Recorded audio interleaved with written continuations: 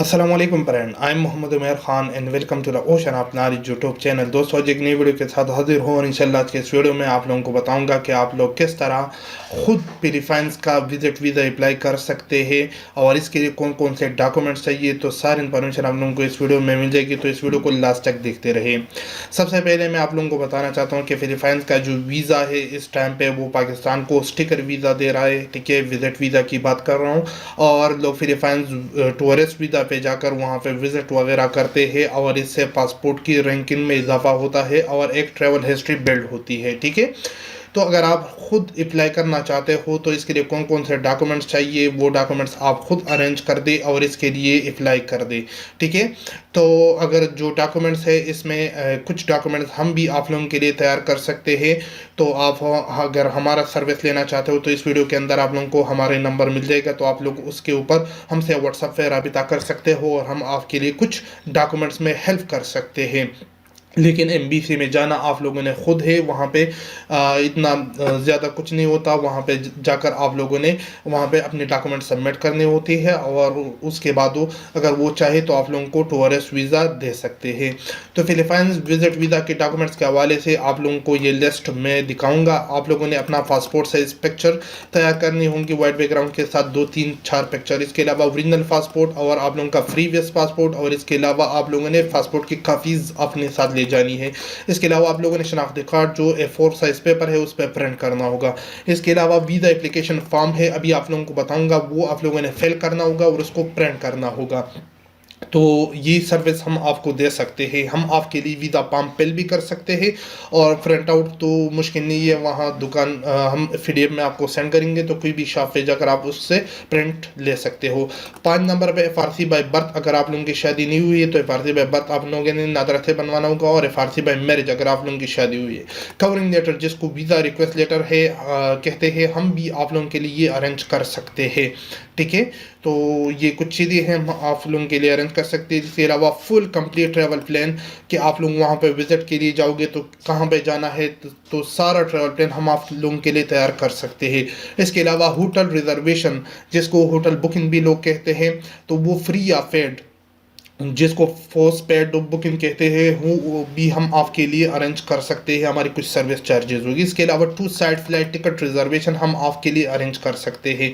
ठीक है, तो ये कुछ डॉक्यूमेंट्स थी जो कि हम आपके लिए तैयार कर सकते हैं अगर आप खुद तैयार नहीं करना चाहते। इसके अलावा लास्ट 6 मंथ बैंक स्टेटमेंट आप लोगों का चाहिए होगा और ये मिनिस्ट्री ऑफ फॉरेन अफेयर से आप लोगों ने अटेस्ट करना होगा। इसके अलावा अकाउंट मेंटेनेंस सर्टिफिकेट्स आप लोगों ने ये भी मिनिस्ट्री ऑफ फॉरेन अफेयर से अटेस्ट करना होगा। इसके अलावा पुलिस क्लियरेंस सर्टिफिकेट्स ये आप लोगों ने अपने पुलिस लाइन या जो भी आप लोगों के डिस्ट्रिक्ट है वहाँ से आप लोगों ने बनवाना होगा और ये भी मिनिस्ट्री ऑफ फॉरेन अफेयर से अटेस्ट करना होगा। ये 3 डॉक्यूमेंट्स याद रखिए, मिनिस्ट्री ऑफ फॉरेन अफेयर से आप लोगों ने ज़रूर अटेस्ट करनी होगी, उसके बाद ही आप लोग वीज़े के लिए एलिजिबल हो जाओगे।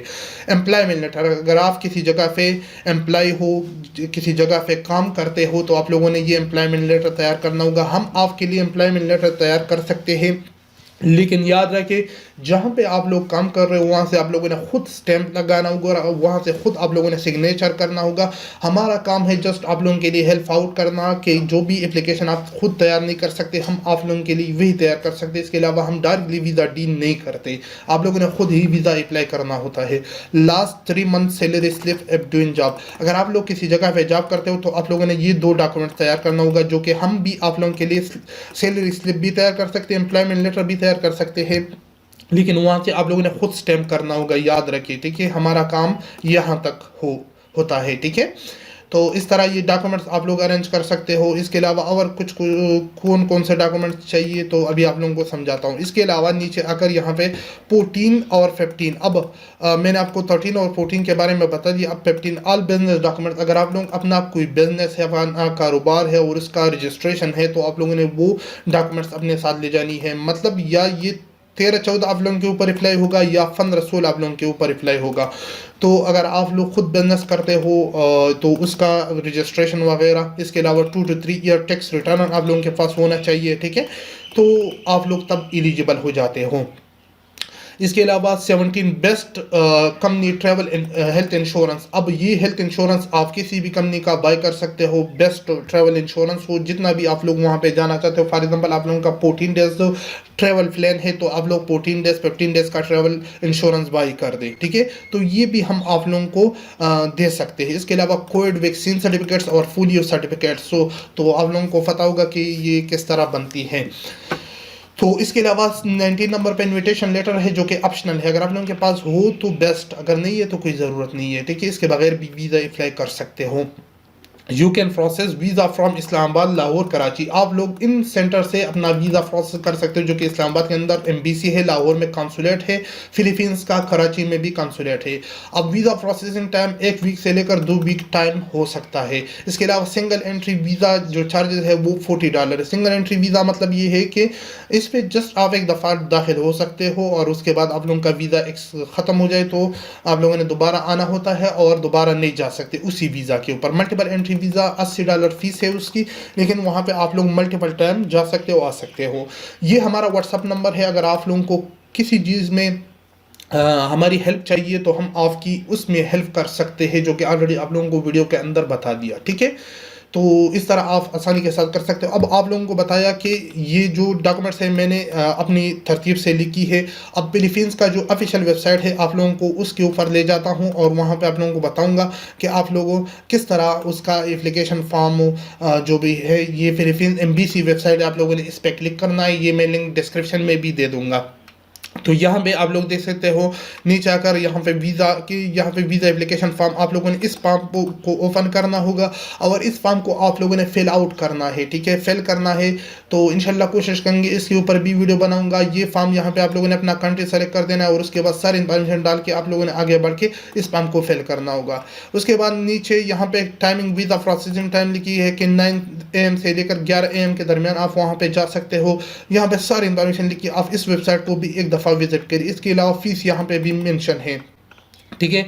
ये कंट्री यहाँ पे लिखी, इनके लिए for example free visa Philippines दे रहे हैं, लेकिन बदकिस्मती से पाकिस्तान इसके अंदर शामिल ही नहीं है।